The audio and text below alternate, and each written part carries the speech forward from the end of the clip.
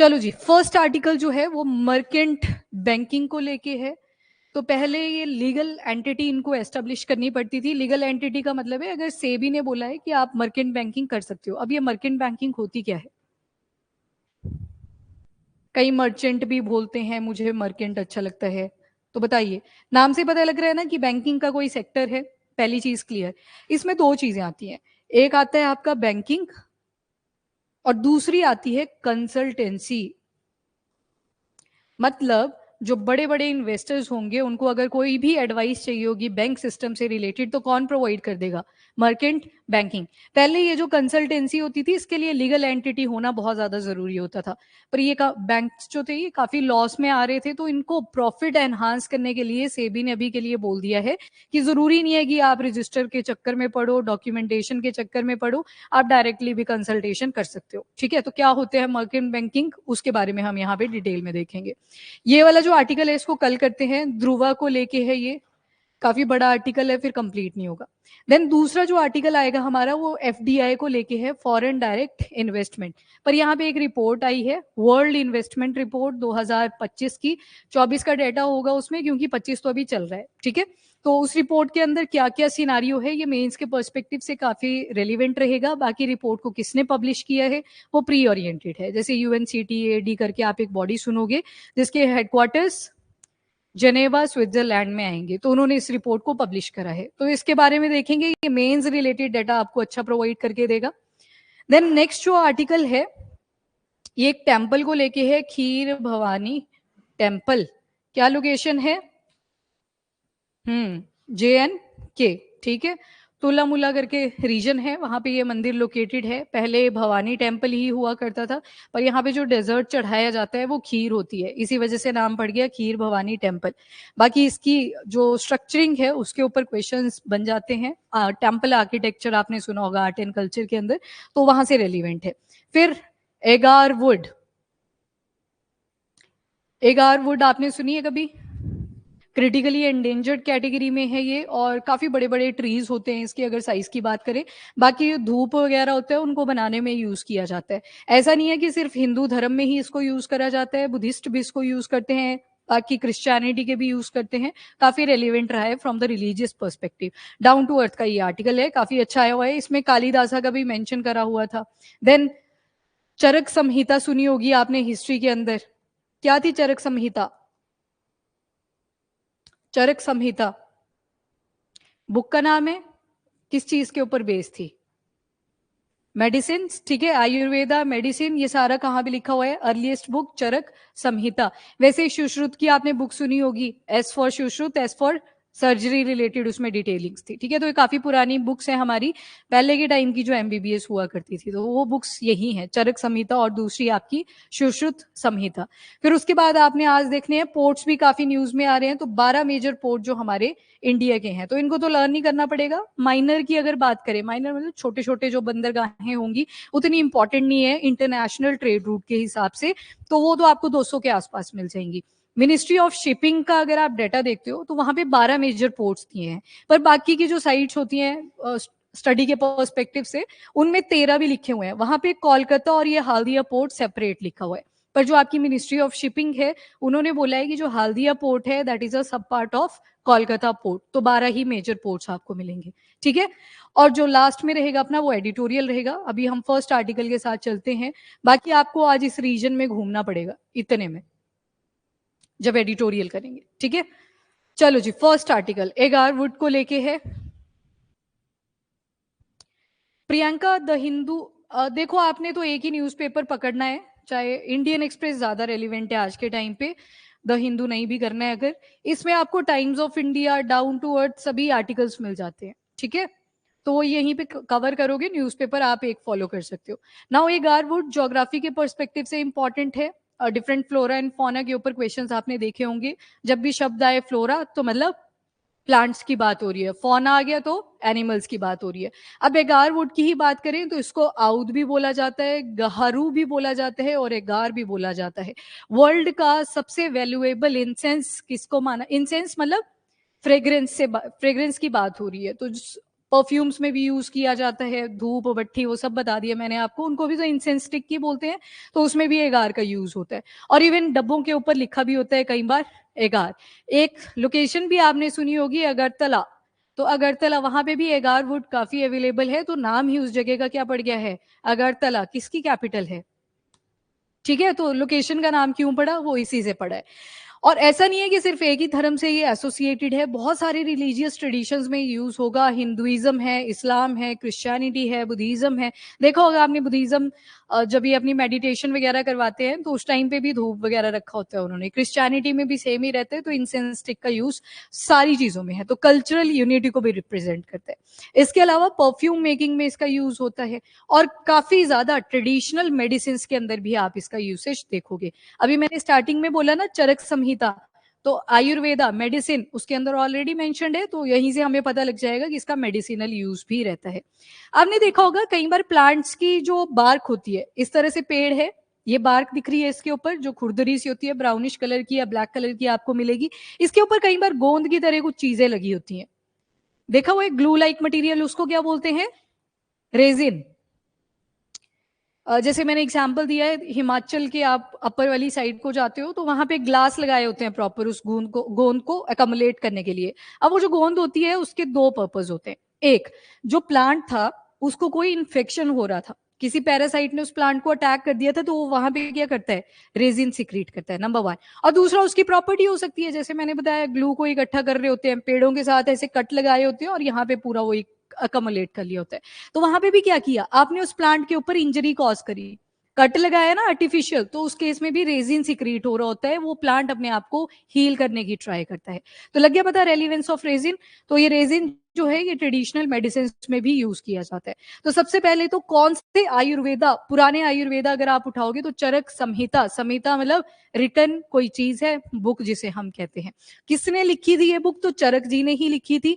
तो जब भी नाम आए, दो नाम आते हैं, अभी तो आपने एक ही याद करना है, चरक संहिता, ये एसोसिएटेड है हमारे मेडिसिन के साथ और आयुर्वेदा के साथ। उसके बाद जो दूसरे पॉपुलर सर्जन है हमारे वो हैं सुश्रुत, सुश्रुत, और इन्होंने जो बुक लिखी थी वो थी सुश्रुत संहिता। अब देखो ये एस से ही है इनका नाम, और एस से ही आप याद रखोगे सर्जरी। अब इन्होंने क्या किया था, अभी के टाइम पे कितनी हड्डियां पड़ते हो आप अपनी बॉडी में, 206। इन्होंने कार्टिलेजेस भी जोड़ दिए थे, इन्होंने 320 बोली थी, गलत नहीं बोला था। ये जो कार्टिलेज होते हैं, जो फ्लेक्सिबल से पार्ट होते हैं, उनको भी काउंट कर दिया था बोन्स के साथ ही। चलो अभी इनका मेंशन नहीं किया गया है, पर आपको इसके बारे में पता होना चाहिए, रीजन मेंस में आपको लिखना पड़ता है। ठीक है, सुश्रुत संहिता ये सर्जरी से रिलेटेड थी। यस नताशा, ठीक है। नेक्स्ट आ जो एक और बुक है कालिदासा की। अब कालिदासा ने इतनी सारी स्टोरीज लिखी हुई हैं, इतनी सारी पोएम्स लिखी हैं। कनव एक दो एग्जाम्पल बताओ फटाफट से कालिदासा से एसोसिएटेड। इनके आपने सुने होंगे, बहुत सारे ड्रामास भी थे जिनमें से कुछ ज्यादा ही पॉपुलर हुए। देन पोएम्स आपने सुनी होंगी, आ रही है कोई याद, नहीं, अजितेश, ठीक है। मालविका अग्निमित्रम जो था ये ड्रामा था, मालविका अग्निमित्रम। और विक्रम उर्वश्यम, हाँ हाँ हाँ, Meghdoot, Meghdoot messenger of cloud, ये पोएम थी। ठीक है, वैसे ही एक और पोएम ऋतु संहारा, यानी कि साइकिल ऑफ सीजन, ऋतु का मतलब सीजन बोलते हैं ना, बसंत ऋतु मतलब सीजन को रिप्रेजेंट कर रहा है, ऋतु संहारा। कुमार संभवम, यस वो भी क्या थी, पोएम थी, कुमार संभवम। ठीक है, इस तरह से कालिदासा के बहुत सारे ड्रामास भी मिलेंगे आपको, पोएम्स भी मिलेंगी, पर जहां पे एगार वुड का मेंशन है वो है ऋतु संहारा। ठीक है, इंपॉर्टेंट है, याद रखेंगे आप इसको। ऋतु संहारा का मतलब है साइकिल ऑफ सीजन। अभी एक और ड्रामा बचा है, किसी को याद आ रहा हो, पोएम भी अभी एक रहती है पोएम जो मेन है। चलो होमवर्क नोट डाउन करो, ढूंढ के लाओगे आप। एक मालविका अग्निमित्रम आ गया, एक विक्रम उर्वश्यम आ गया, एक ए से थी, आई याद, अभी अभिज्ञान शकुंतलम थी। ठीक है, तो वो भी ड्रामा ही था। पोएम कौन सी रहती है, मेघदूत आ गया, रघुवंशम, रघुवंशम। चलो ये हो गया पूरा ही। ठीक है, तो ये पोएम्स होते हैं, ड्रामास होते हैं जो कि आपको पता होने चाहिए। अभी हिमाचल का पेपर आ रहा है, आप एक्सपेक्ट भी कर सकते हो क्वेश्चन, वहां पे कालिदास के काफी टाइम से पूछे गए हैं। नेक्स्ट, ट्रेडिशनल जो चाइनीज मेडिसिन है उसमें भी एगारवुड का यूज किया जाता है। देन यूनानी है, यूनानी भी एक आयुर्वेदा की तरह फॉर्म है, तो उसमें भी क्या यूज किया जाता है, एगारवुड का यूज रहता है। जैसे आपने सुना होगा वात पित्त कफ, आयुर्वेदा जिसके ऊपर फंक्शन करता है, वैसे ही यूनानी जो है ये 4 एलिमेंट्स के ऊपर काम करती है। उस लैंग्वेज में तो नहीं मुझे याद, पर एक वाटर एलिमेंट आता है इसमें, एक एयर आती है, देन फायर आता है, और चौथा कौन सा था, चौथा एक और, कौन कौन से होते हैं 5 एलिमेंट, वाटर एयर फायर, हाँ हाँ, नो, वन मोर, अर्थ नहीं, एक और है, एक और होता है इसमें, एक और एलिमेंट आता है यूनानी के अंदर। चलो ये अभी टॉपिक नहीं है। आकाश, अर्थ, फिर इसमें वाटर एयर फायर, एक और एलिमेंट था याद नहीं आ रहा है अभी, विंड तो नहीं है, वायु तो नहीं, नहीं लैंग्वेज मत चेंज करो, लैंग्वेज इसमें कुछ सौदा है, उस लैंग्वेज में तो सौदा है, पर मुझे याद नहीं आ रहा उसका मीनिंग क्या है, सौदा, इतर तो नहीं था। चलो इसको देख लेंगे एक बार, याद करवा देना मुझे, यूनानी का एक पार्ट रहा था, 4 है इसमें, 4।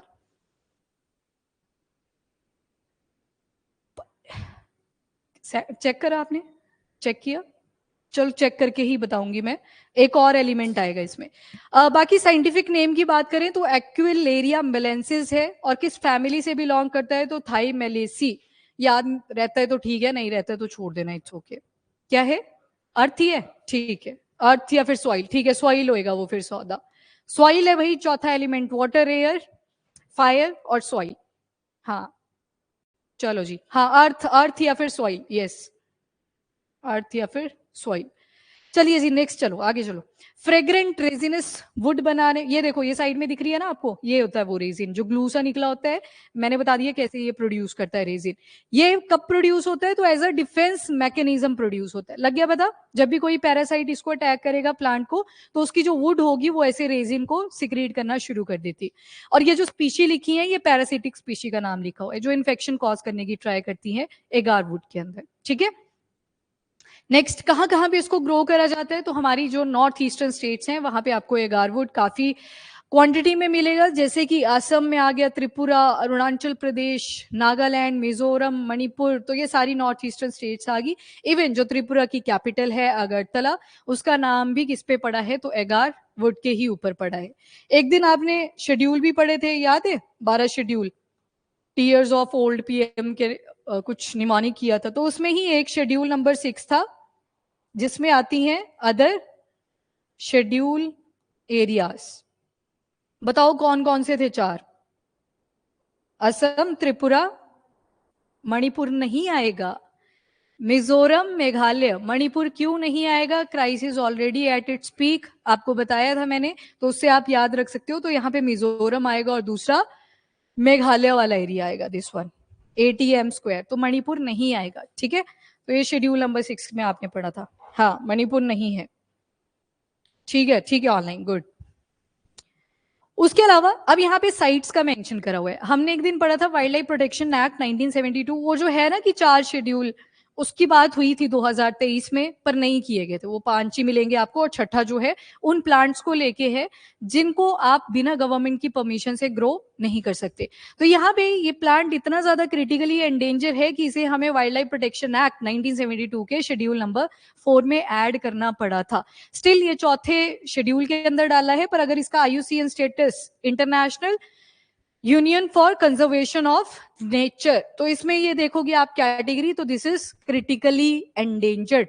क्रिटिकली एंडेंजर्ड के बाद अगला स्टेप क्या होता है, एक्सटिंक्ट इन वाइल्ड, तो ये खत्म हो सकता है, पॉसिबिलिटी है, बट स्टिल इसको हमने कहां पे डाला हुआ है, शेड्यूल नंबर 4, जबकि यहाँ पे उतना ज्यादा फाइन भी नहीं है, ना ही इंप्रीजनमेंट का टाइम पीरियड ज्यादा है, ठीक है। शेड्यूल नंबर 4 में, ऑल्दो आप शेड्यूल 4 जब खोलोगे वाइल्ड लाइफ प्रोटेक्शन एक्ट का, आपको मेजॉरिटी वहां पे बर्ड्स मिलेंगे, एनिमल्स मिलेंगे, पर ये कुछ ऐसे प्लांट्स भी होंगे जिनका ट्रेड हमें थोड़ा ध्यान से करना पड़ता है।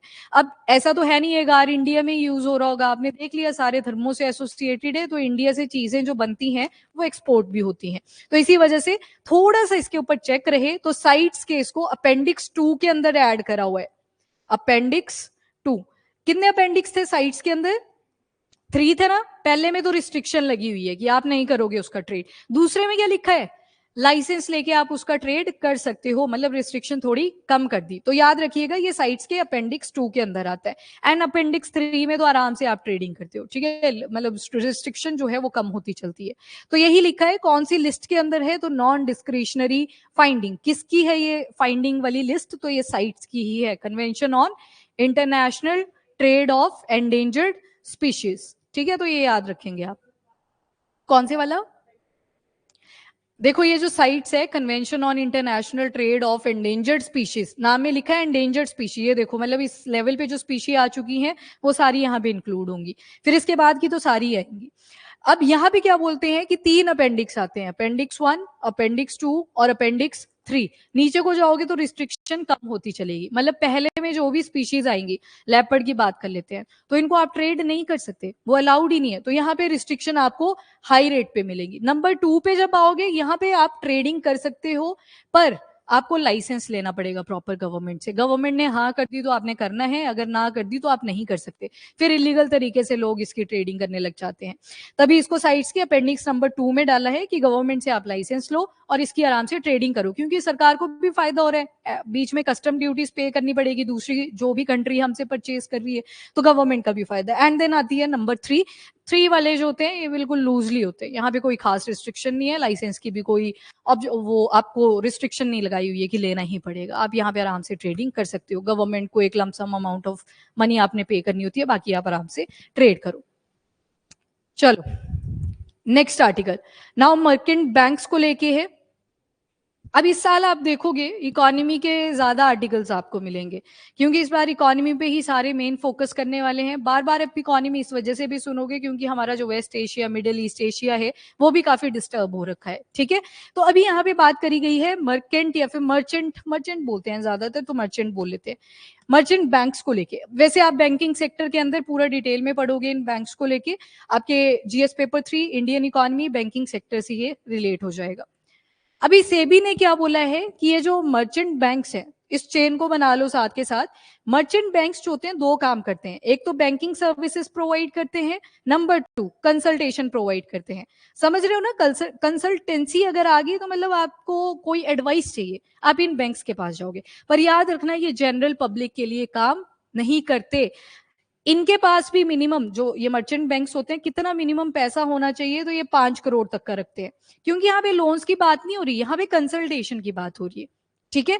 और कौन इनके कस्टमर्स होंगे? तो इन्वेस्टर्स होंगे। कौन से वाले इन्वेस्टर? तो उनको बोलेंगे हम मीडियम टाइप के इन्वेस्टर। तो मतलब हाई फॉर्म ऑफ इन्वेस्टर्स भी होते होंगे, उनके लिए अलग से बैंक्स बने हुए हैं जिन्हें हम कहते हैं इन्वेस्टमेंट बैंक्स। वो बड़े बड़े इन्वेस्टर आ गए जितनी भी आप पॉपुलर बॉडीज सुनते हो। तो ये जो मर्चेंट बैंक्स होते हैं ये बैंकिंग और कंसल्टेंसी की सर्विसेज प्रोवाइड करते हैं। किसको? जो मीडियम इन्वेस्टर्स होते हैं, आम जनता को नहीं ये प्रोवाइड करेंगे, जनरल पब्लिक से इनका कोई लेना देना नहीं होता। अब जो पहले, हाँ जी, ये बैंक के लिए है। अगर किसी भी बैंक को ये कंसल्टेंसी में जाना है तो उनके पास जो मिनिमम पैसा होना चाहिए वो 5 करोड़ का होना चाहिए। 1991 में जब एलपीजी रिफॉर्म्स आए थे, लिबरलाइजेशन, प्राइवेटाइजेशन एंड ग्लोबलाइजेशन के रिफॉर्म्स, तो उस टाइम पे 1992 में ये मर्चेंट बैंक्स का कॉन्सेप्ट आता है। और उस टाइम पे जो इनके ऊपर मिनिमम लिमिट थी वो 1 करोड़ रुपए की हुआ करती थी। फिर टाइम बीता तो 1995 में ये लिमिट 5 करोड़ इंक्रीज कर दी गई, ठीक है। तो ये लिमिट इंक्रीज हुई है बाद में कि अगर आप किसी भी बैंक को जो ये बैंकिंग और कंसल्टेंसी की सर्विस प्रोवाइड करनी है तो आपके पास मिनिमम पैसा कितना होना चाहिए? 5 करोड़ होना चाहिए आफ्टर 1995। उससे पहले 1 करोड़ की मिनिमम लिमिट थी। अब देखो जब भी किसी मर्चेंट बैंक को ये सारी सर्विसेज प्रोवाइड करनी होती है तो उनको एक सेपरेट लीगल एंटिटी भी बनानी पड़ती है, जो कि रजिस्टर होती है सेबी के पास, security and exchange board of India. अब ये वाला स्टेप कट कर दिया है कि जाओ तुम अपने प्रॉफिट के ऊपर फोकस करो, अब आपको इतना डॉक्यूमेंटेशन के झमेले में पढ़ने की कोई जरूरत नहीं है। तो मेन फोकस कहाँ पे है इस बार? प्रॉफिट के ऊपर है, ठीक है। तो एक्सपर्ट्स ने सजेस्ट करा, जो सेबी के एक्सपर्ट्स हैं, कि हम इनकी जो लीगल एंटिटी वाला प्रोविजन है उसको कट ऑफ कर देते हैं ताकि ये अपनी कंसल्टेशन और प्रोवाइड करें और जिनको भी सर्विसेज चाहिए उनको ये मिलती रहे। डन। और जो इन्वेस्टमेंट बैंक होते हैं वो इन मर्चेंट बैंक से बड़े बैंक्स होते हैं, वहां पे बड़े बड़े इन्वेस्टर जाते हैं जो खेलते ही हैं मिलियंस ऑफ करोड़ में है, तो उसमें बहुत ज्यादा इन्वेस्टमेंट जाती है। अब ये मर्चेंट बैंक्स होते क्या हैं? ऐसी फाइनेंशियल सर्विसेज जो बिजनेस और कॉर्पोरेट क्लाइंट्स को सर्विसेज प्रोवाइड करेंगी। किस चीज को लेके कंसल्टेशन होगी? मान लो दो कंपनीज को मर्जर करना है, दो बिजनेसेस को मर्ज करना है, तो क्या लॉसेस हो सकते हैं, कहाँ पे प्रॉफिट आ सकता है, कैसे हम लॉसेस को रिड्यूस कर सकते हैं, ज्यादा प्रॉफिट जनरेट कर सकते हैं, वो सारी बातें कहाँ पे होती हैं? इन्हीं मर्चेंट बैंकिंग कंसल्टेंसी के टाइम पे। तो लग गया ना पता कौन है इनके मेन क्लाइंट? यहाँ पे बिजनेसेस और दूसरे कॉर्पोरेट क्लाइंट्स आ जाएंगे। इमेजिन कर पा रहे हो ना कहाँ पे ये मेन फंक्शन करेंगे? ये जो सर्विसेज होती है ये बिजनेस ऑनर्स को फंड रेज करने में हेल्प करती हैं, उनकी इन्वेस्टमेंट को ये मैनेज करता है, डेट इंस्ट्रूमेंट्स प्रोवाइड करता है। डेट इंस्ट्रूमेंट मतलब सिक्योरिटीज आ गई, जैसे एक तरफ कंपनी होगी या कोई गवर्नमेंट होगी और इस तरफ कोई बिजनेस या फिर कॉर्पोरेट होगा, बीच में कौन होगा? Merchant bank. ये बताएगा कि गवर्नमेंट से कौन सी सिक्योरिटी आपने इश्यू करवानी है ताकि आपका मिनिमम लॉस हो सके और मैक्सिमम प्रॉफिट पे फोकस किया जा सके। जो बैंक्स अपने आप को as a merchant banker register करेंगे वो एक्सपर्ट एडवाइस प्रोवाइड करेंगे किन चीजों पे? मर्जर के ऊपर। मर्जर मतलब दोनों के स्टेक्स बराबर रहेंगे। देन एक्विजिशन, एक के स्टेक ज्यादा रहेंगे, दूसरे के रिड्यूस कर जाएंगे या पूरे खत्म हो जाएंगे। बोलते हैं ना कि दो कंपनीज का मर्जर हुआ था, अब एक ही नाम से जाना जाता है। जैसे स्काईलाइन और ऑर्बिट नाम की कंपनी है, यहाँ पे सेमीकंडक्टर्स की है, तो स्काईलाइन और ऑर्बिट ये दोनों डिफरेंट कंपनीज हुआ करती थी, यहाँ पे मर्जर हुआ, दोनों का नाम चल रहा है अभी। जिसके थोड़े से भी अगर स्टेक ज्यादा है उसका नाम पहले लिख लिया जाता है। तो ये मर्जर, एक्विजिशन या फिर कोई भी बिजनेस एक्टिविटी हो रही है जहां पे कैपिटल चाहिए होगा, वहां पे कौन आता है बीच में? मर्चेंट बैंक्स आते हैं। तो इंटरमीडिएटरी की तरह एक्ट करते हैं ये कंपनी और इन्वेस्टर के बीच में। ये देखो कंपनी, गवर्नमेंट अगर पीपीपी मॉडल पे कोई काम चलेगा तो वहां पे गवर्नमेंट भी आती है, और इस तरफ कौन होगा? वो इन्वेस्टर यानी कि बिजनेस या फिर कोई भी कॉर्पोरेट वाली जो भी ब्रांचेस हैं या कोई इंसान है वो सब आ जाएंगे, सारे क्लाइंट्स इस तरफ आ जाएंगे ताकि स्मूथ फंक्शनिंग चली रहे। तो बाकी ये फाइनेंशियल एडवाइजर की तरह काम कर रहे हैं। लग गया ना पता? बैंकिंग सर्विसेज भी है प्लस कंसल्टेशन है, तो एक तरह से फाइनेंशियल एडवाइजर की तरह ये काम करेगा। क्रिटिकल डिसीजन, कई बार पता नहीं चलता कि यहाँ पे पैसा इन्वेस्ट करना चाहिए या नहीं करना चाहिए, तो मर्चेंट बैंक आपको एक्सपर्ट प्रोवाइड करेंगे, वो पूरी एनालिसिस उसकी करेंगे ताकि आपको ज्यादा से ज्यादा फायदा हो सके। तो एक तरह से ये स्ट्रेटेजिक पार्टनरशिप की तरह एक्ट करते हैं, ठीक है। Then next, one of the primary service, main service क्या है? Issue management. लग गया ना पता? तो ओवरऑल हमने यही पढ़ा, जो मेन इशू अराइज हुआ होता है कैसे उसको हम टैकल कर सकते हैं, वही सारा यहाँ पे किया जाता है। बाकी शेयर्स आते हैं। अब देखो जो हमें नॉर्मली बैंक्स होते हैं वो क्या सर्विसेज प्रोवाइड करते हैं? सेविंग की, फिक्स्ड डिपॉजिट, वो इसमें कोई कॉन्सेप्ट आपको नहीं मिलेगा। यहाँ पे बातें होंगी शेयर्स की, इक्विटी की, डेट इंस्ट्रूमेंट्स की, वो सारी बातें होंगी। पर जो जनरल पब्लिक को सर्विसेज प्रोवाइड होती हैं फ्रॉम द बैंक साइड, वो आपको मर्चेंट बैंक्स के अंदर नहीं देखने को मिलेंगी। लग गया ना कॉन्टेक्स्ट पता ओवरऑल कि ये मर्चेंट बैंक्स का पर्पस क्या है? बाकी कौन इनको ओवरसी करता है? तो सेबी करेगा, security and exchange board of India. Legal entity हटाने का मतलब ये नहीं है कि ये इसके दायरे से बिल्कुल ही जा चुके हैं, नजर सेबी फिर रखेगा, क्या पता ये घोटालेबाजी करने पे उतर जाए, तो उसके ऊपर नजर सेबी की फिर भी बनी रहेगी। चलो बाकी ये सारा वही लिखा है कि अगर कॉन्फ्लिक्ट आ जाता है, मान लो कंपनी और वो जो भी क्लाइंट था और साथ में मर्चेंट बैंक, तीनों के बीच में लड़ाई हो जाती है, फिर कौन चेक करेगा? तो उसके लिए आएगी आपकी सेबी। एक मिनट, फोकस हो गया इसको। और अगर मर्चेंट बैंक्स कोई भी घोटालेबाजी करने की ट्राई करते हैं, मतलब सेबी के जो रूल्स एंड रेगुलेशन है उनके अगेंस्ट जाने की ट्राई करते हैं, तो वहां पे पेनल्टीज भी लगेगी और उनको वो जो सर्टिफिकेट मिल रखे होते हैं वो कैंसिल हो सकता है, ठीक है। नेक्स्ट, सर्विसेज क्या क्या ऑफर करी जाएंगी? तो ये सारी हैं, रिस्क मैनेजमेंट करा जाता है, इन्वेस्टमेंट मैनेजमेंट करी जाती है, बिजनेसेस को उनके फंड्स रेज करने में हेल्प करता है, अंडर राइटिंग। यहाँ पे आप एक कॉन्सेप्ट पढ़ोगे, इनिशियल पब्लिक ऑफरिंग्स, ये भी आता रहता है बार बार न्यूज में, उसको हम अलग से ही पढ़ लेंगे, तो उनके ऊपर फोकस करता है। And corporate advisory services, merger acquisition, वो सारा आपने देखा, उनकी सर्विसेज मर्चेंट बैंक्स प्रोवाइड करते हैं, ठीक है। दैट्स ऑल, इतना ही था मर्चेंट बैंक। कॉन्टेक्स्ट पता लग गया ना कि क्या मेन पर्पस है? तो जनरल पब्लिक के कॉन्टेक्स्ट में अगर स्टेटमेंट दे दे आपको मर्चेंट बैंक, तो क्या वो सही होगी? नहीं होगी, क्योंकि जनरल पब्लिक तो क्लाइंट ही नहीं है यहाँ पे। यहाँ पे मेन क्लाइंट्स कौन थे? बिजनेसेस या फिर कॉर्पोरेट के होंगे। और मर्चेंट बैंक बनने के लिए मिनिमम पैसा कितना होना चाहिए? 5 करोड़। पहले कितना था? 1 करोड़ 1992 में, और 1995 में 5 करोड़ उसको कर दिया। यस, ठीक है। प्रियंका, भी हरियाणा का पेपर आने दो, उसके बाद आपको करवा दिया जाएगा। कोई पंजाब की भी पीडीएफ मांग रहा था, उसको लास्ट में याद करवा देना। आई थिंक किरण थी कोई, मुझे याद करवाना लास्ट में। देन आते हैं वर्ल्ड इन्वेस्टमेंट रिपोर्ट 2025। इन्वेस्टमेंट यानी कि कहीं पे हमने पैसा लगाया अपने। दो तरह के प्रोजेक्ट आप यहां पे सुनोगे। नंबर वन इज ग्रीनफील्ड, ध्यान से सुनना इसको। एसडीजीज याद है सभी को? आज देखना कितने सारे एसडीजीज के ऊपर भी देखा गया कि किसने कितनी इन्वेस्टमेंट करी है। तो आगे आपका मेंस का डेटा, ठीक है, तो आपने ध्यान रखने हैं वो भी। एक आएंगे आपके ग्रीन फील्ड जिनकी बात हुई है, और दूसरे होते हैं ब्राउन फील्ड। बस अभी के लिए दो ही याद रखेंगे, वैसे और भी होते हैं, एम्बर फील्ड प्रोजेक्ट्स भी होते हैं, तो उनके ऊपर नहीं हम जा रहे, हम ग्रीन फील्ड पे आते हैं।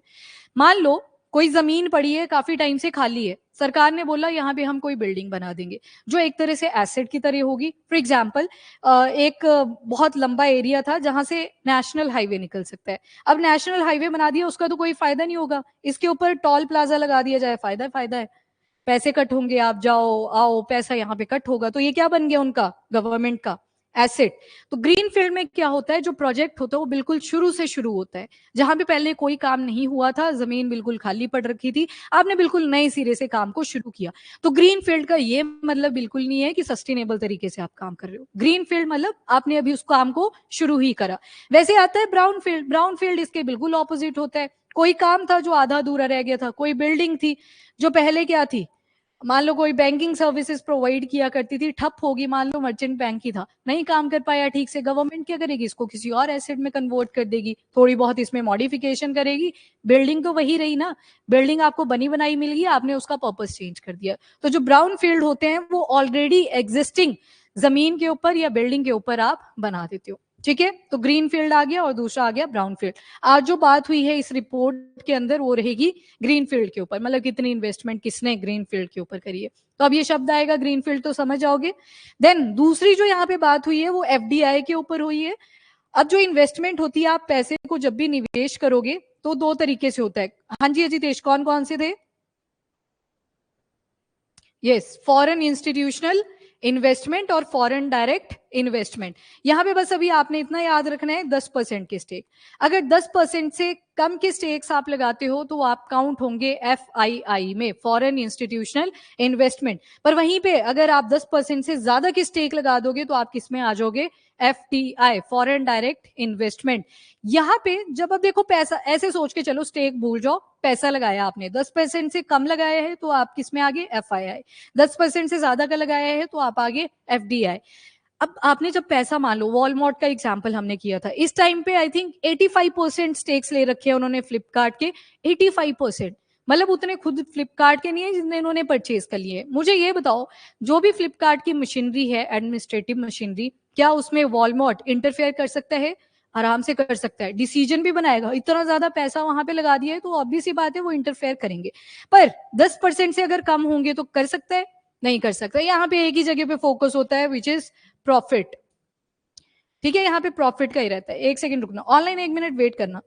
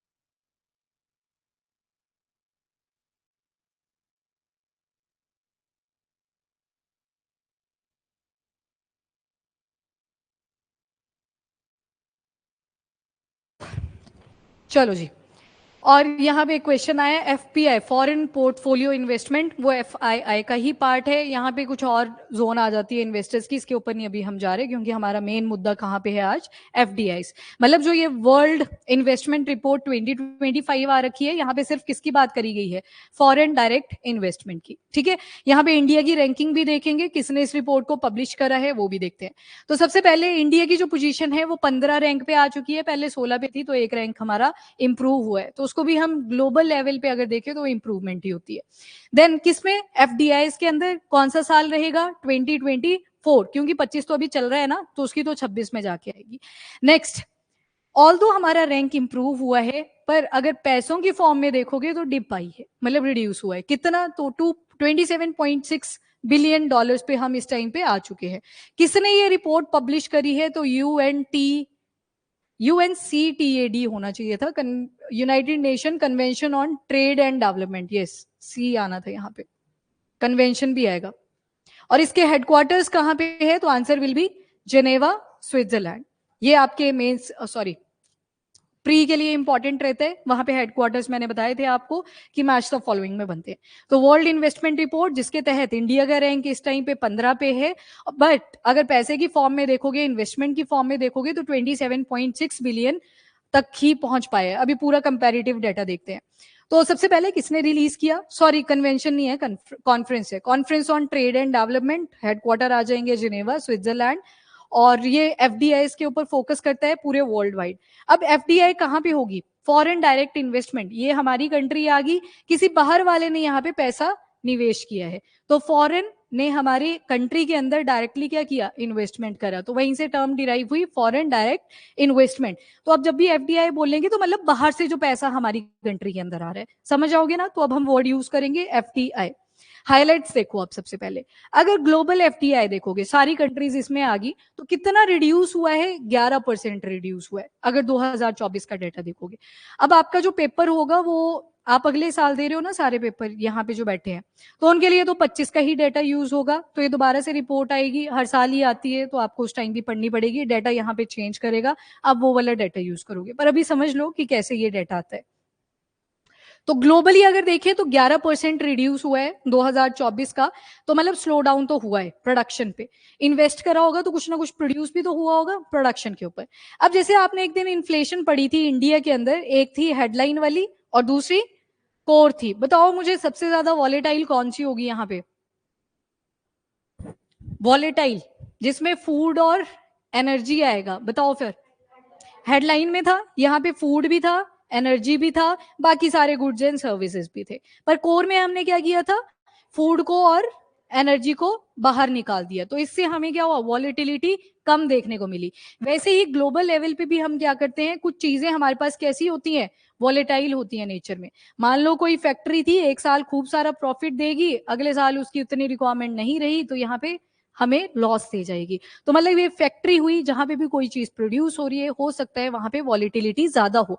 तो अगर वॉलिटिलिटी को हटा दे, सॉरी इंक्लूड कर लें, तो हमारी जो एफडीआईज हैं वो इंक्रीज हुई हैं, 4% इंक्रीज। इनको अगर रिमूव कर दें तो कितनी है, 11% रिडक्शन देखने को मिल रही है। पर अगर इन वॉलेटाइल फाइनेंशियल कंड्यूट्स को आप इंक्लूड करोगे, फैक्ट्री एंड ऑल, जिनमें अप डाउन आते रहते हैं, तो उस हिसाब से हम 4% रेज हुए हैं ग्लोबली।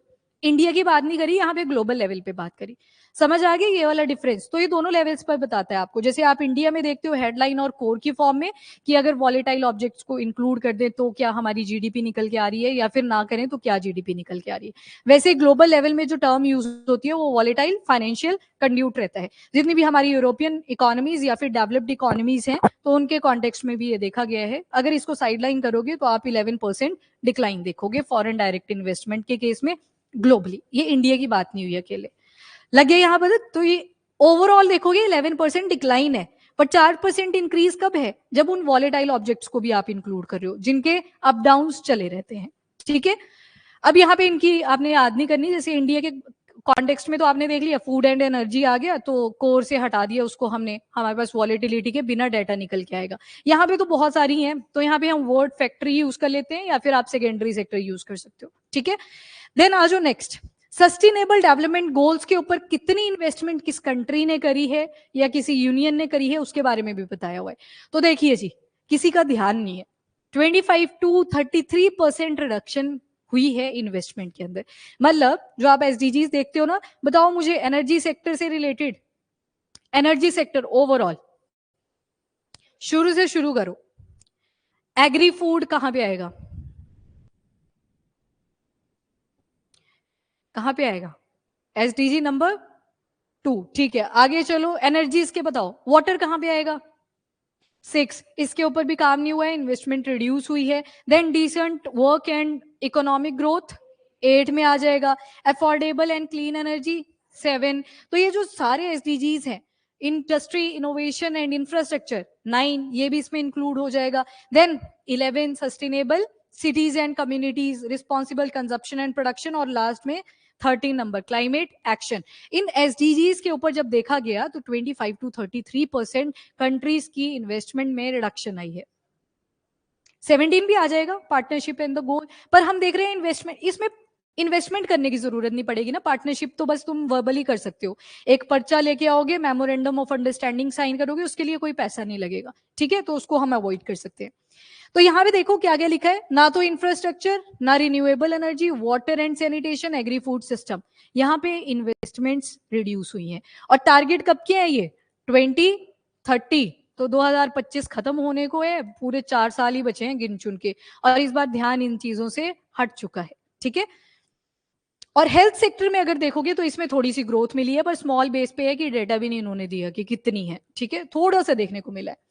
उसके बाद एफडीआई इनफ्लो अगर आप देखोगे डिजिटल इकोनॉमी के अंदर तो वो 14% इंक्रीज हुई है 2014 के बाद इंडिया के अंदर देख लो, और अगर 2000 के आसपास देखोगे तो बाकी की कंट्रीज में देख लो, डिजिटल फ्लक्चुएशन हुई है, इंक्रीज ही हुई है ज्यादा। तो 80% green field project digital sectors के अंदर इंप्रूव हुए हैं, इंक्रीज हुए हैं। लग गया ना पता, ग्रीन फील्ड प्रोजेक्ट जिन्हें शुरू से शुरू किया जाएगा, सॉफ्टवेयर बनेंगे, वो सारी डिजिटल चीजें यहाँ पे आएंगी। पर ग्लोबल साउथ यानी कि इक्वेटर के जो नीचे वाली कंट्रीज आएंगी, उनमें भी सिर्फ 10 कर ऐसी कंट्रीज हैं जहां पे इन्वेस्टमेंट हुई है। अफ्रीकन यूनियन आप जाओगे, वहां पे कोई इन्वेस्टमेंट नहीं हुई है डिजिटल के टर्म्स में, समझ गए। तो ग्लोबल साउथ में 80% प्रोजेक्ट तो हुए शुरू ग्रीनफील्ड लेवल से, पर कितने, सिर्फ 10 कर कंट्रीज आपको मिलेंगी, जिसमें इंडिया भी इंडीड आता है। कुछ कंट्रीज आपको साउथ ईस्ट एशिया की मिल जाएंगी, सिंगापुर, सिंगापुर तो वैसे भी डेवलप्ड है, बाकी आ जाएंगे, थाईलैंड आ गया, मलेशिया आ गया, ये सारी कंट्रीज भी मिलेंगी। अफ्रीकन यूनियन देखोगे कोई इन्वेस्टमेंट नहीं हुई है, जबकि 80% नंबर बहुत ज्यादा है अगर परसेंटेज में देखोगे।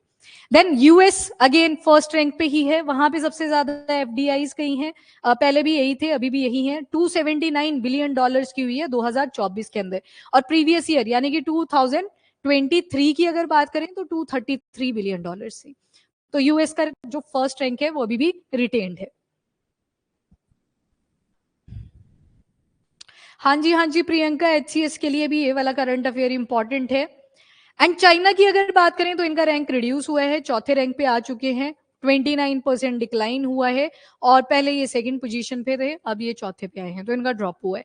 हम किस रैंक पे हैं, 15th, तो हमारा इंक्रीज हुआ है एक रैंक, पहले हम किस पे थे, 16th पे थे। अफ्रीका के अंदर देखोगे तो एफडीआई सर्ज हुई है 75%, पीछे जो लिखी हुई थी वो डिजिटल के फील्ड में लिखी थी, ये भी ध्यान में रखना है, यहाँ पे लिखा है 75% इंक्रीज हुई है। बाकी साउथ ईस्ट एशिया में देखोगे तो ग्रीन फील्ड लेवल के अंदर इंक्रीमेंट आया है, और इंडिया, गल्फ मतलब सऊदी अरेबिया आ गया, कतर आ गया, बहरेन आ गया, वो सारी कंट्रीज, और लैटिन अमेरिका आपका साउथ अमेरिकन वाला पार्ट, तो वहां पे भी इन्वेस्टमेंट्स के अंदर इंक्रीज हुआ है। कौन से वाली इन्वेस्टमेंट, तो एफडीआई की यहाँ पे बात हुई। 2024 में डेवलपिंग इकोनॉमी जो एशिया की थी, यहाँ पे सबसे ज्यादा एफडीआई इंक्रीज हुई थी 605 बिलियन, अगर पिछले कुछ ईयर्स के साथ कंपेयर करें तो इंक्रीमेंट भी हुआ है। सारी वैल्यूज याद नहीं करनी है, पर आपको एक आइडिया होना चाहिए कि ट्रेंड किस तरफ को चल रहा है इन इन्वेस्टमेंट्स का। और अब इंडिया का देख लेते हैं, ये बाकी वही लिखा हुआ है सारा, डेटा नहीं याद करना। अब आ जाओ इंडिया के ऊपर, मार्जिनल डिप देखोगे आप, जो पैसे की टर्म्स में देखोगे तो हमारी जो इन्वेस्टमेंट्स हैं हमारी कंट्री के अंदर वो कम हुई हैं, ठीक है। पर अगर रैंक देखोगे तो वो इंप्रूव हुआ है, क्योंकि ऐसा नहीं है सारी जगह पे इन्वेस्टमेंट इंक्रीज हुई होगी, सभी जगह पे डिप आया है। देखा हमने, वॉलेटाइल चीजों को अगर हटा दे तो डिप तो ग्लोबल लेवल पे भी आ रखा है 11% का, पर अगर वॉलेटाइल चीजों को इंक्लूड कर दे तो 4% का इंक्रीमेंट भी दिखाई दे रहा है। तो सिमिलरली इंडिया का रैंक 16 था 2023 के अंदर, और अभी कितना है 15th 2024 के अंदर। तो जब आप नेक्स्ट ईयर पेपर देखोगे तो आप किसके साथ कंपेयर कर रहे होंगे, 2024 के डेटा के साथ, ठीक है। तो उसके बाद नेक्स्ट आ जाओ, हमने जो अनाउंसमेंट करी है, अब यहाँ पे लिखा है अनाउंसमेंट वर्ड, ग्रीनफील्ड प्रोजेक्ट शुरू करे जाएंगे, इसकी सिर्फ इंडिया के अंदर अनाउंसमेंट हुई है, मतलब अभी तक वो प्रोजेक्ट शुरू नहीं हुए हैं। और कितने प्रोजेक्ट की अनाउंसमेंट है, लगभग 1080 ग्रीनफील्ड प्रोजेक्ट्स की। लग गया पता उर्वशी, लग गया पता, सिर्फ अनाउंसमेंट है, शुरू नहीं हुआ है काम, अनाउंसमेंट वर्ड बड़ा हाईलाइटेड है यहाँ पे तभी। उसके बाद 97 ऐसी ट्रांजेक्शन भी हुई है जो इंटरनेशनल प्रोजेक्ट में हम कर रहे हैं, इन्वेस्टमेंट कर रहे हैं अगेन एसडीजीज को लेके। और ये डाटा है अगेन 2023, इसको आप स्किप कर सकते हो। लग गया आपको इसका आइडिया कि ये जो वर्ल्ड इन्वेस्टमेंट रिपोर्ट है ये बताता किस चीज को है, तो किसने पब्लिश किया था, United nation conference on trade and development. और कहां भी इसके हेडक्वार्टर्स आएंगे, जेनेवा स्विट्जरलैंड के अंदर। क्या लगा आपको पूरा, अगर आपको एनालिसिस करके देना हो, एक निचोड़ देना हो 5 लाइंस के अंदर, क्या क्या बोलोगे? नंबर 1, हाँ जी ऑनलाइन वाले फटाफट से लिखेंगे। अगर 5 कर लाइंस में आपको पूरी एनालिसिस देनी हो तो क्या बोलोगे आप इसमें? ठीक है, इसमें सिर्फ आप किसके बारे में सुन रहे थे, फॉरेन डायरेक्ट इन्वेस्टमेंट के बारे में, ठीक है। नेक्स्ट, ठीक है, इंडिया का जो रैंक है वो इस बार इंप्रूव हुआ है, ऑल दो यस, पर डिप देखोगे आप, मार्जिनल डिप है अगर पैसे की इनफ्लो की फॉर्म में देखोगे एफटीआई, ठीक है। और हाँ जी विशाली,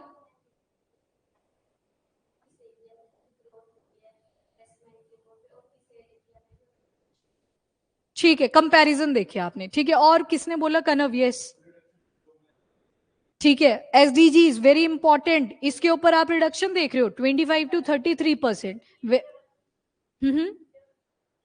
ठीक है, हाँ सारा आ जाएगा वो, आप फिर अफ्रीकन वगैरह 10 कंट्री, नहीं ये वाला नहीं, ये तो ग्लोबल था, वो आगे था, डिजिटल इकोनॉमी में देखा था वो, जो आप 10 कंट्रीज का बोल रहे हो वो सिर्फ डिजिटल सेक्टर था।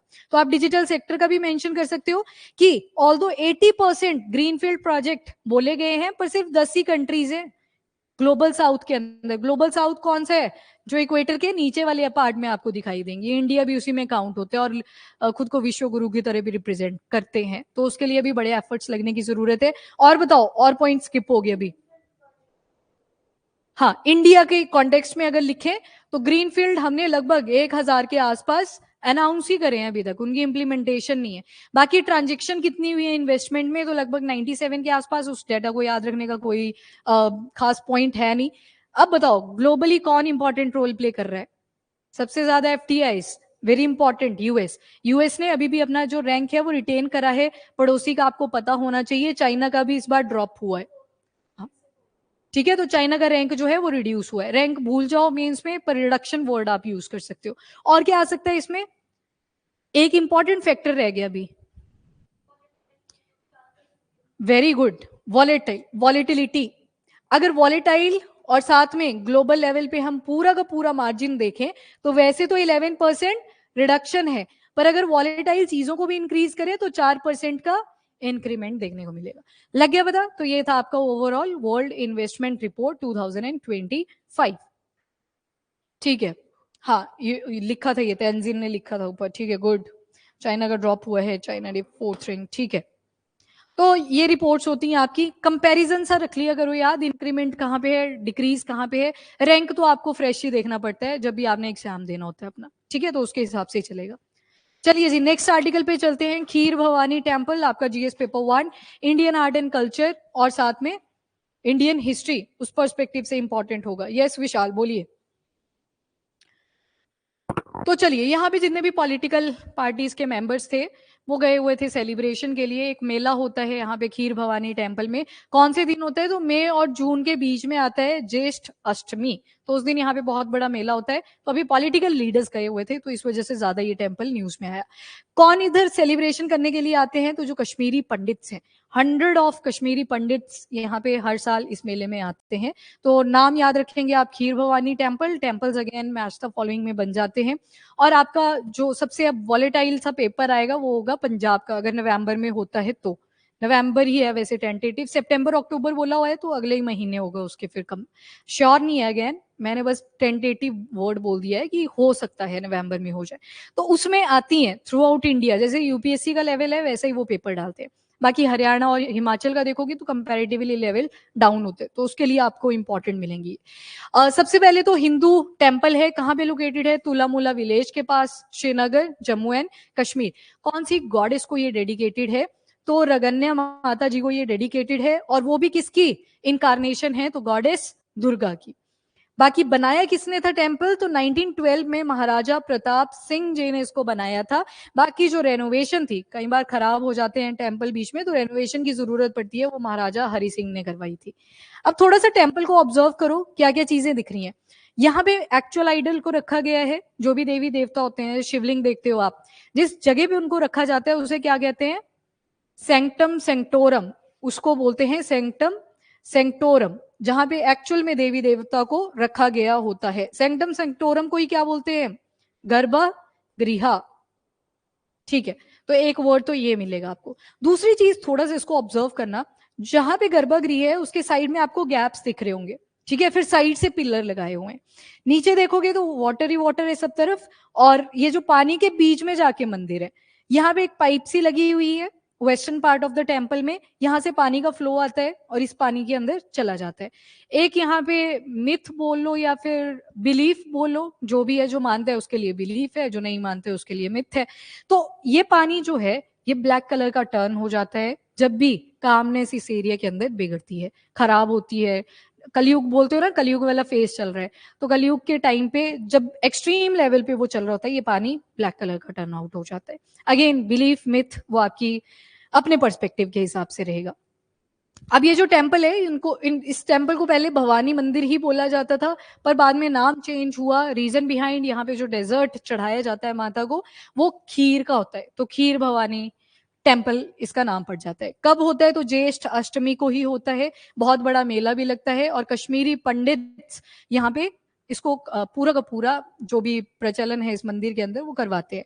और जो कश्मीरी पंडित हैं, जैसे कुलदेवी होती है, पैट्रन गॉड गॉडेस आप मानते हो, तो कुलदेवी जो कश्मीरी पंडितों के लिए है वो यही है, कुलदेवी।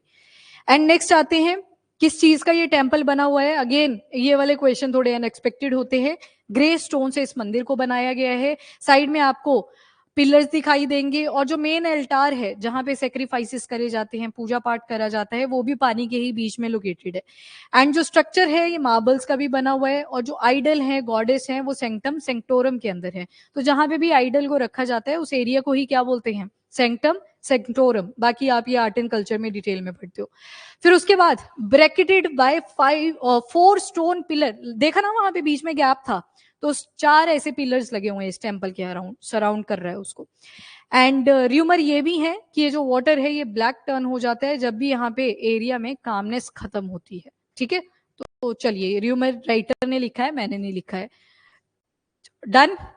ठीक है, हाँ जी, ऑनलाइन यहां तक डन।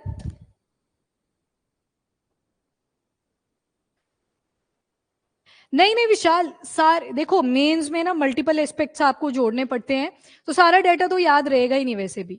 तो आपको बस ट्रेंड से पता होने चाहिए, जो मैंने लास्ट में कंपाइल करके दिए आपको, कि कहाँ पे इंक्रीज हुआ है। वॉलेटाइल चीजों को अगर ग्लोबली इंक्लूड कर दें तो इंक्रीज हुआ है।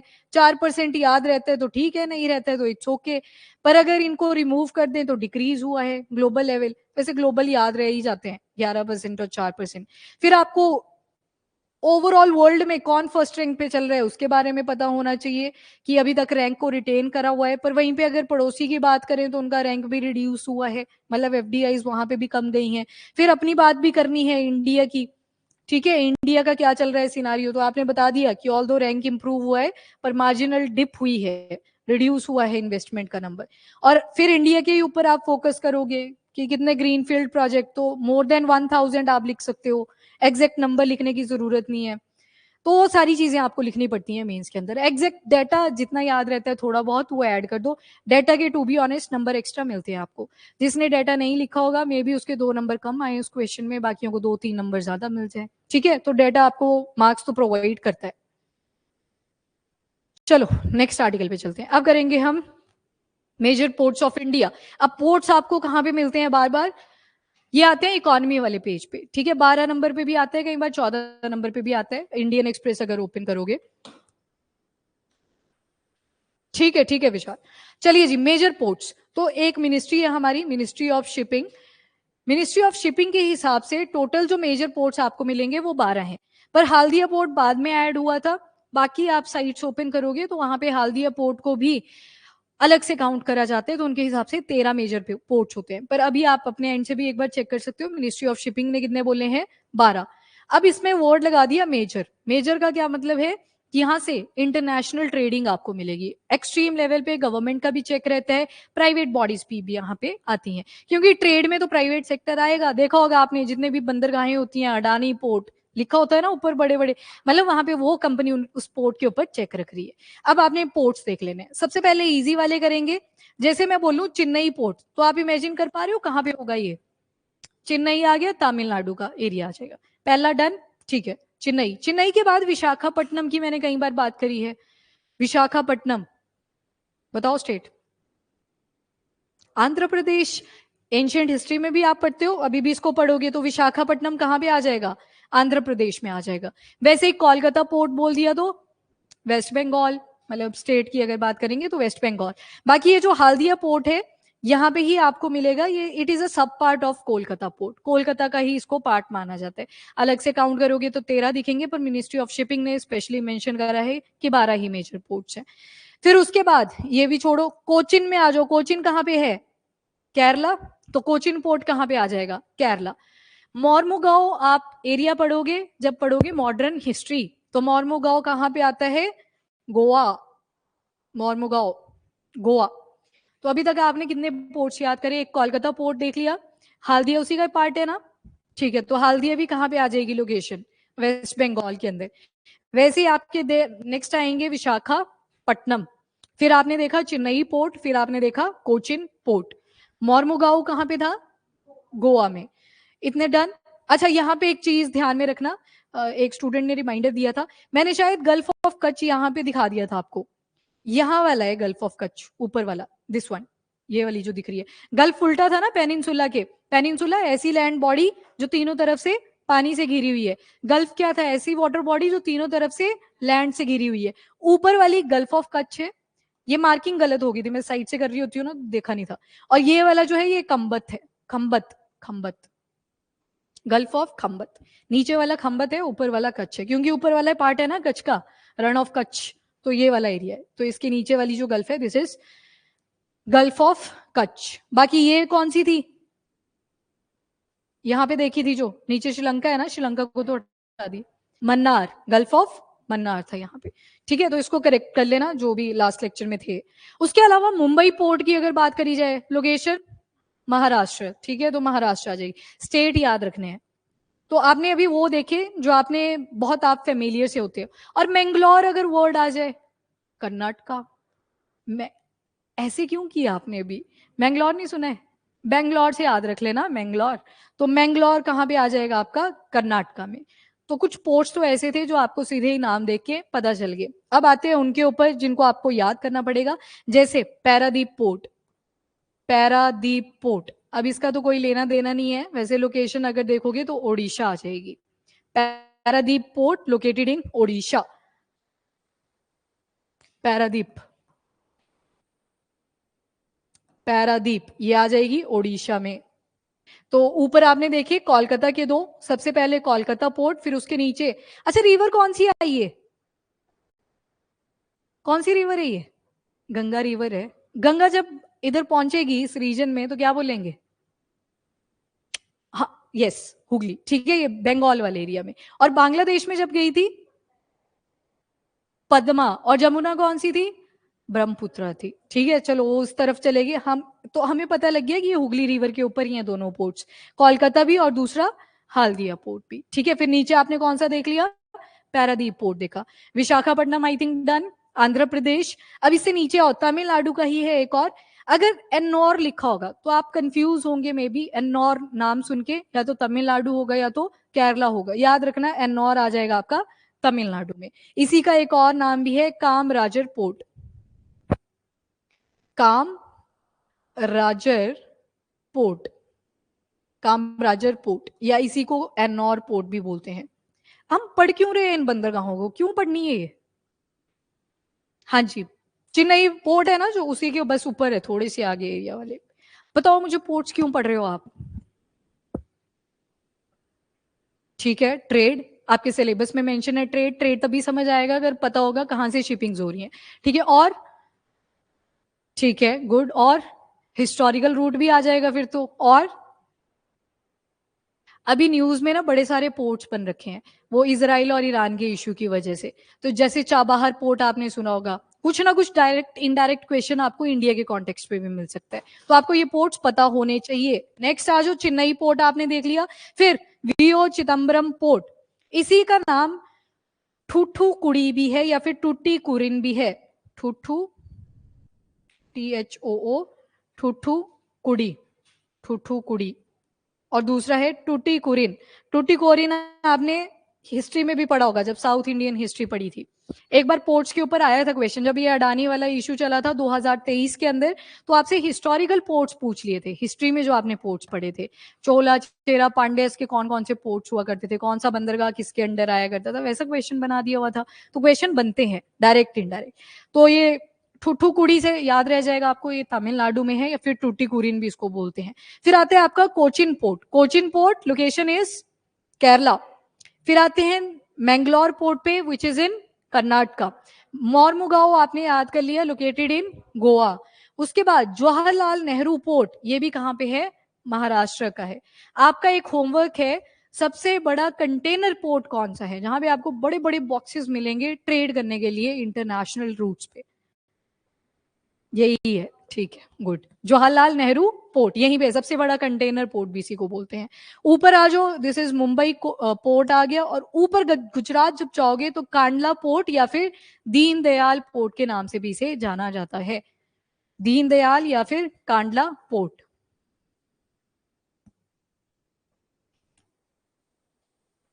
हाँ जी, ठीक है, इकोनॉमी के पोस्ट, कनेक्टिविटी, ट्रेडिंग, ठीक है जी, ठीक है, ऑनलाइन भी सेम आंसर थे। ठीक है, हो गए लर्न। फिर डायरेक्शन के बेसिस पे हो गए, अगर आपको स्टेट्स का पता है कौन सी स्टेट कहाँ पे लोकेटेड है, फिर ये इजी लगेगा। ओहो, जूम्ड वर्जन भी लगाया हुआ था, चलो कोई बात नहीं।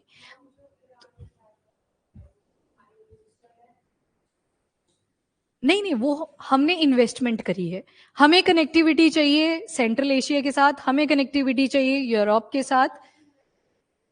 हाँ, इंडिया तो उनके लिए एफडीआई हुई, ईरान के लिए, वो हमने तो पैसा निवेश करा ना। अब आ गया वो एग्जाम्पल, जब भी एफडीआई वर्ड आता है, इंडिया ने इन्वेस्टमेंट करी है चाबहार पोर्ट, तभी तो कॉन्फ्लिक्ट है कि एक तरफ इसराइल खड़ा हुआ है, एक तरफ ईरान खड़ा हुआ है, पता ही नहीं चल रहा है कि क्या करें, तो हमें न्यूट्रल स्टांस ही लेना पड़ेगा। चाबहार पोर्ट पे इंडिया ने बहुत ज्यादा पैसा लगाया हुआ है, ठीक है, तो वो पैसा लगाया है, निवेश करा है, तो वो हमारी टेरिटरी में नहीं है, वो ईरान की ही टेरिटरी में है, बस वहां पे हमने एफडीआई लगा दी, वो उनकी एफडीआई में काउंट होगा जाके ईरान की में, पर पैसा तो लगाया, इन्वेस्टमेंट तो है। अब ईरान हमें थोड़ी रोकता कि आप हमारे पोर्ट को यूज मत करो, ठीक है, तो इन्वेस्टमेंट तो है। चलिए जी, नितिन सबसे पहले कोलकाता में कौन कौन से देखे, कोलकाता, यहां पे कौन सा था इसका सब पार्ट, सिर्फ नितिन बताएंगे, जोर से, हाल्दिया, ठीक है। सचिन, ओडिशा में कौन सा पोर्ट देखा,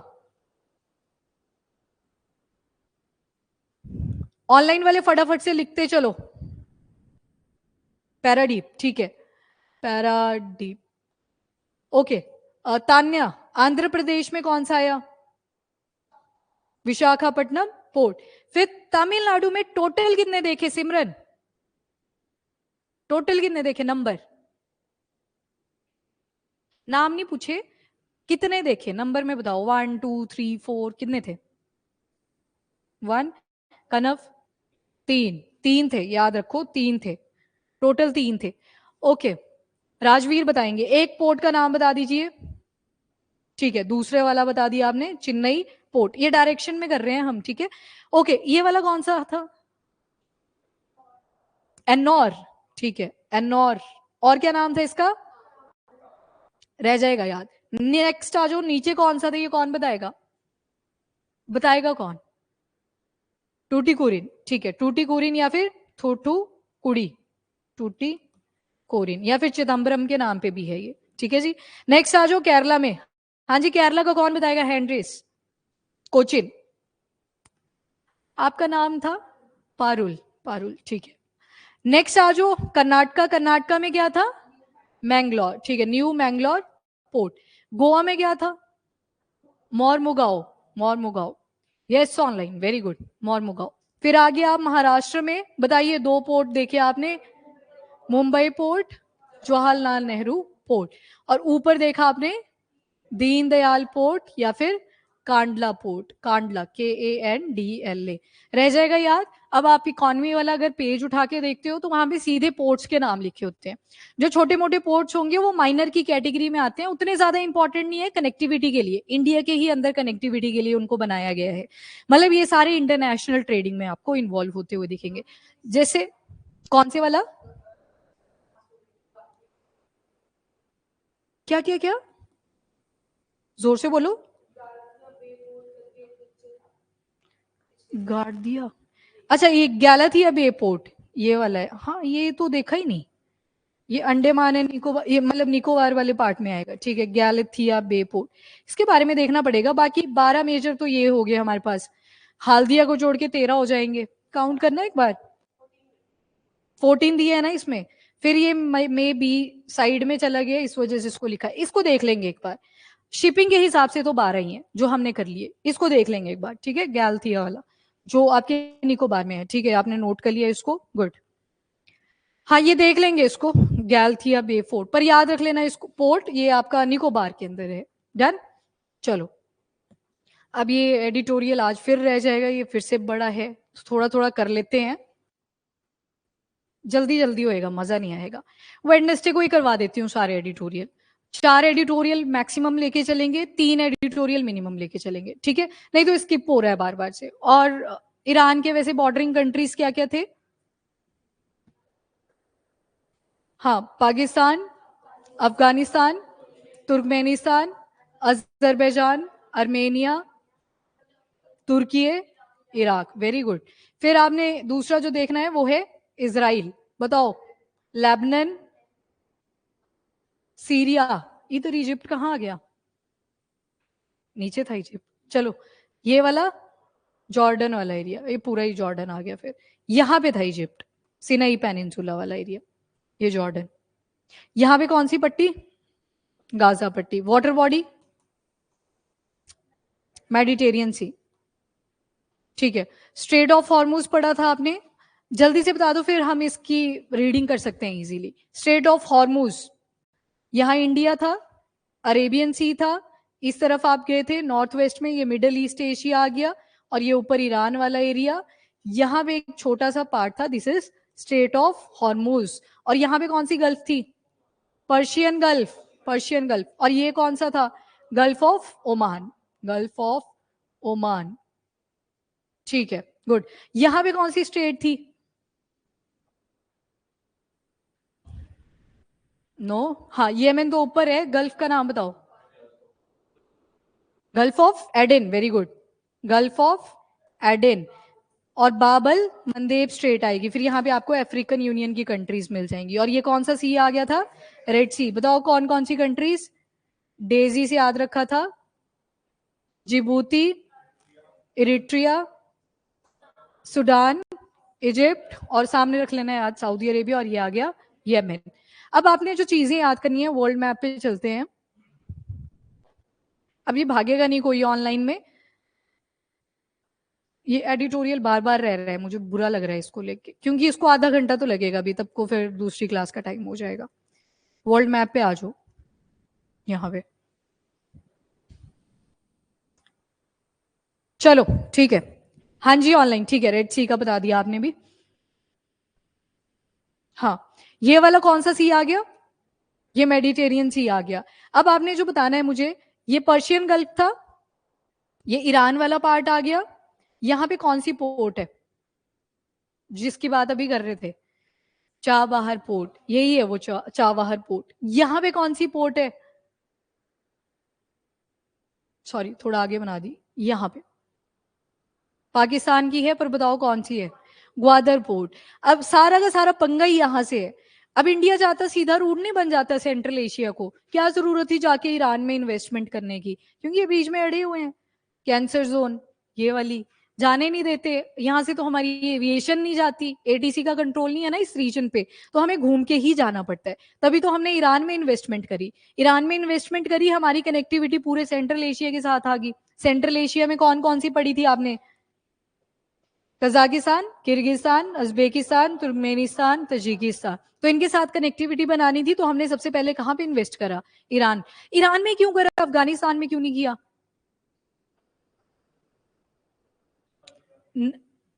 एक तो तालिबान का रीजन आ जाएगा, खैर वो भी लगे हुए हैं कि कोऑपरेशन कर लेते हैं। और क्या है? ठीक है। और दूसरा जो सबसे बड़ा फैक्टर है वो तो जियोपॉलिटिकली है उनका। जो अब आप यहाँ पे ईरान को देख रहे हो तो पाकिस्तान के साथ सीधा बॉर्डर कर रहा है, तो इनका तो है ही नहीं वाटर के साथ, ये तो लैंडलॉक हो गया ना। तो पोर्ट में ऑब्वियस सी बात है हम ईरान में ही इन्वेस्टमेंट कर सकते हैं। मतलब अफगानिस्तान हो सकता था, पर उनका तो जियोपॉलिटिकल नेचर देखोगे तो वो तो पानी के साथ ही टच नहीं करते। तो इस वजह से पोर्ट में इन्वेस्टमेंट कहाँ भी हुई? अगली कंट्री ईरान में। यही देखा ना आपने, ऐसे ईरान, यहाँ पाकिस्तान, फिर अफगानिस्तान था, फिर तुर्कमेनिस्तान था। मतलब पहले बॉर्डर ईरान का सीधा किससे लग रहा है? पाकिस्तान के साथ। तो अफगानिस्तान में तो वैसे नहीं होना था पोर्ट के ऊपर इन्वेस्टमेंट। तो number one reason is geopolitical, location ही वैसी है। ठीक है। और क्या देखना है आपने? यहाँ पे आओ। ये जो कंट्री दिख रही है ना आपको, दिस वन, इसका नाम येमेन। ठीक है। ये वाला कौन सा पेनिनसुला देखा? सिनाई पेनिनसुला। ठीक है। ये कौन सी कंट्री आ गई? इजराइल। पहले पहले सीन हुआ करता था, अब ये वाला इशू भी आएगा आपका इसी एडिटोरियल के अंदर। यहाँ पे इजराइल है, इन्हीं के ऊपर कौन था? लेबनान। ठीक है। अब इजराइल के ऊपर आपने एक पट्टी देखी, कौन सी थी? देखो, जब भी आपकी डिमांड्स पूरी नहीं होती आप मिलिटेंट बन सकते हो। ये रूल रहा है हमारी हिस्ट्री का, बनने की जरूरत नहीं है। वैसे ही क्या हुआ, येमेन के जो मिलिटेंट ग्रुप आएंगे वो कौन से हैं? हाउदी। इनको याद कर लो, रिलेशन बनाने में बहुत इजी रहेगा। फिर हाउदी आ गया। लेबनान का कौन है? हिजबुल्ला। एंड देन इधर गाजा में कौन आ जाएंगे? हमास। पहले तो ईरान और इजराइल काफी अच्छे दोस्त हुआ करते थे, पर बीच में आइडियोलॉजीज चेंज हुई, सरकारें चेंज हुई, किसी ने बोल दिया इस्लामिक जब रेवोल्यूशन यहाँ पे होता है, मतलब पहले जो थे वो फेवर में थे इसराइल के। जैसे इस्लामिक रेवोल्यूशन होगा, आप देखोगे वो क्या बोलेंगे कि इसराइल ने तो इलीगल तरीके से पैलेस्टीनियन का एरिया ऑक्यूपाई करा है, तो ये तो सतन है। सतन क्या होता है? सतन का मीनिंग आप यूं ले चलते हो, जैसे सतन आपने एक मिसाइल भी सुनी होगी, किस कंट्री के फेवर में सुनी थी? सतन मिसाइल, वो रशिया की थी। सतन, सतन नाम की बैलिस्टिक मिसाइल थी, इंटरकॉन्टिनेंटल थी, एक कॉन्टिनेंट से दूसरे कॉन्टिनेंट पे अटैक करा जा सकता है। तो जब जैसे यहाँ पे रेवोल्यूशन आएगा ईरान वाले एरिया में भी, इस्लामिक रेवोल्यूशन, ये बोलेंगे कि ये तो सतन है। जो इजराइल है वो लिटिल सतन है, मतलब लड़ाकू टाइप के, लड़ने में जो फेवर करते हैं, इलीगल तरीके से जो लड़ाई करते हैं। तो इजराइल को बोल दिया लिटिल सतन, और यूएस को बोल दिया ग्रेटर सतन, ये तो और भी बड़ा लड़ाकू है। और इनके लिए एक वर्ड यूज कर दिया, दैट इज फिल्थ। ये तो गंदगी है, इन्हें हमें हटाना है। तो ये सारी चीजें आपको तभी पता लगेंगी अगर आपने मैप को थोड़ा सा एनालाइज किया हो, और आई थिंक आपने काफी हद तक कर लिया है। इतने रीजन्स तो पता है ना, कंट्रीज का लग जाता है आइडिया। जैसे मैं अब सऊदी अरेबिया बोलूंगी तो आपको दिमाग में पॉपअप करना चाहिए कि यहाँ जैसे सऊदी अरेबिया आएगा। पर्शियन गल्फ एकदम से पॉपअप करेगा तो आपको पता होना चाहिए पर्शियन गल्फ ये वाली आ जाएगी। स्ट्रेट ऑफ हॉर्मूज की बात होगी तो आपको आइडिया होना चाहिए ऊपर की तरफ ईरान है, नीचे मिडिल ईस्ट एशियन कंट्रीज आ जाएंगी, दोनों ही ऑयल प्रोड्यूस कर रही हैं। अब ये ध्यान रहना चाहिए कि पर्शियन गल्फ तो आगे चल के बंद है, तो अगर यहां से बंद है तो ऑब्वियस सी बात है रूट तो कौन सा बचा? स्ट्रेट ऑफ हॉर्मूज वाला। तभी तो यूएस की नेवी देखो कहां पे रहते हैं, ये इधर आते हैं, यहाँ पे इनकी नेवी आती रहती है चेक करने के लिए कि कहीं रूट तो नहीं बंद किया ईरान वालों ने। तो इतना डेंजर है इस पूरे के पूरे एरिया को अगर देखोगे। देन आपसे बोल दिया जाए एकदम से रेड सी, ऑल्टरनेट रूट भी जिसे बोला जाता है, पर रीजन क्या है? यहाँ पे सारा डेजर्ट वाला एरिया है, अगेन रास्ता कौन सा बचा? ऊपर वाला ही बचा। फिर मेन बॉडी के अंदर आते हैं, वाटर बॉडीज के अंदर आते हैं। लग रहा है पता है? तो जियो पॉलिटिक्स में क्या होता है, आपको डॉट्स को कनेक्ट करके चलना पड़ता है, उसके लिए आपको मैप की थोड़ी सी अंडरस्टैंडिंग होनी चाहिए। काफी हद तक आपने यहाँ पे कंट्रीज याद कर ली हुई है, तो अब आप कनेक्टिविटी बना सकते हो। ठीक है। तो इसराइल बोलूं तो एकदम से, अब मैं लेबनान बोलूंगी तो कहां पे दिख रहा है आपको? वो सिर के ऊपर, इसराइल के सिर के ऊपर। जॉर्डन बिल्कुल साइड में आ जाएगा, जॉर्डन का ज्यादा रोल नहीं आएगा। पर वहीं पे आपसे पूछ लिया जाए फर्टाइल क्रीसेंट, कब पड़ा था ये फर्टाइल क्रीसेंट? ऐसे कनेक्ट होंगे क्वेश्चन। अब ये मैं एकदम से हिस्ट्री में चलेगी, ये उस टाइम पे चलेगी जब सिविलाइजेशंस बन रही हैं, हमारे पास आईबीसी बनेगी और नियोलिथिक का चल रहा है, इवन स्टोन एज का टाइम पीरियड चल रहा है, तब का क्वेश्चन आ गया। ऐसे कनेक्ट होंगे क्वेश्चन। तो फर्टाइल क्रीसेंट जो था वो यहीं पे था, पैलेस्टीन था, इसराइल था, ऊपर लेबनान वाला एरिया था, इराक था, जॉर्डन था, इन्होंने तो बनाया था पहले फर्टाइल क्रेसेंट, यहाँ पे एग्रीकल्चर बहुत ज्यादा होता था, फिर जाके स्प्रेड हुआ टुवर्ड आईवीसी, मतलब नियोलिथिक के बाद आईवीसी आएगी, चालकों के भी कुछ एविडेंसेस मिलते हैं, वो मैं आप हिस्ट्री में पढ़ते हो, और इस तरफ यूरोप में भी चली जाएगी। ठीक है, तो ऐसे ये प्ले कर रहे हैं। वैसे यूके की बात आ जाएगी तो आपको इस रीजन पे जंप करना है कि यूएस और यूके मीडिएटर बनने की ट्राई करते रहते हैं। वहीं पे चाइना और रशिया ने क्या स्टांस लिया है, अगेन ऑयल की जरूरत तो इनको भी है, तो रशिया और चाइना ने न्यूट्रल रहने का स्टांस लिया हुआ है यहाँ पे, और चाइना तो चाह रहा है कि मैं शांति का प्रस्ताव इनके बीच में रखवाऊं, पर अभी चाइना को आने नहीं दे रहा यूएस। ठीक है, तो आपको मैप का थोड़ा सा आइडिया होना चाहिए। आज आपने एक छोटा सा होमवर्क करना है, ये वाला एरिया मैप पे एनालाइज करके आना है, ताकि जब कंट्रीज का नाम मैं लूं, इजिप्ट बोलूं, तो आपको एकदम से स्टक करना चाहिए कि पहले सिनाई पेनिनसुला है, फिर इधर को जाके मेन बॉडी आएगी इजिप्ट की। स्वेज कैनाल का नाम लूं तो आपको पता होना चाहिए रेड सी से ये जो छोटा सा रास्ता निकल रहा है into Mediterranean sea, that is your Suez canal. Same for the online, ये एडिटोरियल पढ़ने से पहले आप सभी क्या करेंगे, ये वाली जो जोन है पूरी की पूरी, दिस वन, इसको मैप पे देखोगे, गूगल अर्थ कर लेना सर्च, उसमें आपको 3D स्ट्रक्चर में दिखेगा। याद करने मत बैठना, ऑब्जर्व करना है सिर्फ। ऑब्जर्व और याद करने में डिफरेंस है। ऑब्जर्व करोगे तो आपको बस ऐसे ही पॉपअप हो जाएगा, जैसे मैं पाकिस्तान बोलूंगी तो आपको साइड में खुद ही बॉर्डर दिख जाएगा ईरान के साथ, और ऊपर अफगानिस्तान दिख जाएगा, तो सिर्फ ऑब्जर्व करके आना है। बाकी वेडनेसडे को रख लेते हैं हम एडिटोरियल डे, उसी दिन किया करेंगे सारे एडिटोरियल्स। अभी के लिए इतना ही, सो थैंक यू एवरीवन।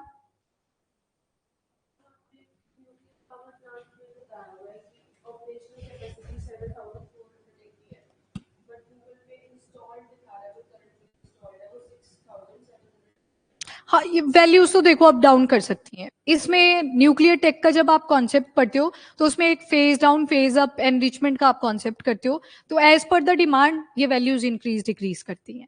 थोड़े दिन के बाद देखोगे फिर से वैल्यू चेंज मिलेगी। हाँ, करंट लिख सकते हो, आपने बस पेपर से पहले एक बार अपडेट होके जाना होता है कि ऑन एन एवरेज कितनी है, वैल्यू आसपास ही दी होती है उन्होंने, तो आप टिक कर सकते हो एटलीस्ट। ठीक है, चलो ठीक है फिर, थैंक यू।